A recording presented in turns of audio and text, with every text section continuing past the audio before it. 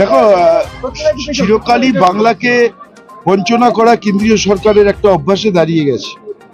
আজকে এখানে আমাদের মাননীয় মুখ্যমন্ত্রী যেটা বলেছেন, এটা ম্যানমেড বন্যা। ডিভিসি কোনো কথা না বলে রাজ্য সরকারের সঙ্গে যেভাবে জল ছেড়েছে, তাতে এতগুলো নিরীহ গরিব গ্রামবাসী আজকে তারা জলমগ্ন হয়ে পড়েছে। আমাদের সরকার, আমাদের মাননীয় মুখ্যমন্ত্রী, আমাদের প্রশাসন তাদের তুলে এনে তাদের সব রকম ব্যবস্থা আমাদের প্রশাসনের তরফ থেকে করা হয়েছে, যাতে সাধারণ মানুষের কোনো অসুবিধে না হয়। পাশাপাশি আমাদের মন্ত্রীরা, আমাদের দলের সকলে, জনপ্রতিনিধিরা সবাই মিলে হাতে হাত মিলিয়ে আমরা মানুষের পাশে থেকে কাজ করছি। মাননীয় মুখ্যমন্ত্রী আমাদের নির্দেশ দিয়েছেন যাতে কোনো মানুষের কোনো অসুবিধে না হয়, সেদিকে প্রশাসন এবং আমাদের সকলকে দেখার জন্য। তাই আমরা শুধু রিলিফ ক্যাম্প নয়, বন্যা দুর্গত অঞ্চলগুলোতেও ঘুরে দেখব এবং আজকে সারাদিন আমরা এই কাজটাই করব। জল কি কিছুটা কমেছে? এখন পর্যন্ত প্রশাসন যেটা বলছেন যে এখনো সেইভাবে জল কমেনি, কিন্তু আবার যদি ডিভিসি জল ছাড়ে তাহলে কিন্তু অনেক বিপদ হবে।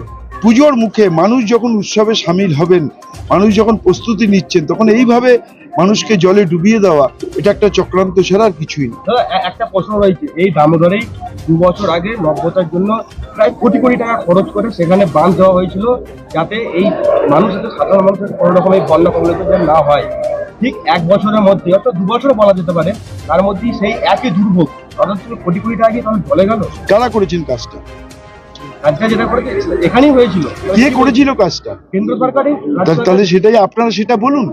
আপনারা তো সারা দিন শুধু রাজ্য সরকার কি করলো সেই দিকে আপনাদের নজর, যে কেন্দ্রীয় সরকার কোটি কোটি টাকা খরচা করে আজকে সংস্কার করলো, তার ফল তো মানুষ ভোগ করতে পারলো না। বাঁধগুলো ভেঙে গেল, ড্রেজিং হলো না, এই ডিভিসি জল ছাড়াতে এতগুলো মানুষ আজকে ঘর ছাড়া হলো, প্লাবিত হলো। সেটা আপনারা তুলে ধরুন, সেটা মানুষকে বলুন। আপনি কি বলছেন যে এখানে কি দুর্নীতি করেছে কেন্দ্র সরকার? আমি এটা না দেখে আপনি আপনার কথায় তো আমি শুধু এইটুকু বলবো, কেন্দ্রীয় সরকার যে কাজ করেছেন সেটা মানুষের স্বার্থে হয়নি, আমি এই কথাটা বলতে পারি। যদি মানুষের স্বার্থে কাজটা হতো এবং সঠিকভাবে হতো, তাহলে মানুষকে আজকে এই দুর্ভোগ পোহাতে হতো না। আরেকটা সমস্যা দাদা, এখানে অমরপুরের যে সমস্যা দীর্ঘদিন ধরে, তাদের একটা ব্রিজের দাবি ছিল। এই মতো অবস্থা দেখুন, এখন আমরা এসেছি বন্যা যে দুর্গত মানুষদের পাশে।